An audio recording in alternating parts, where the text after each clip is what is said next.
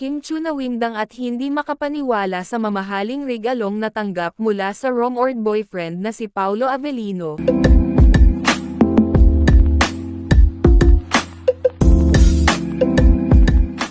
Hindi makapaniwala si Kim Chu sa regalong ibinigay sa kanya ni Paolo Avellino. Isang iPhone 17 pala ang mamahaling sorpresa na ibinigay ni Paolo kay Kim. Makikita sa reaksyon ni Kim ang matinding tuwa at pagkagulat niya.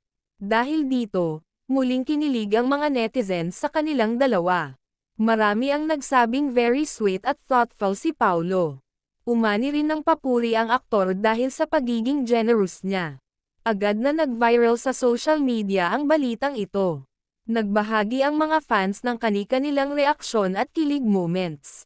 Mas lalo tuloy umasa ang mga tagahanga sa tambalang Kim at Paolo. Patunay ang regalong ito na espesyal ang kanilang samahan sa mata ng publiko.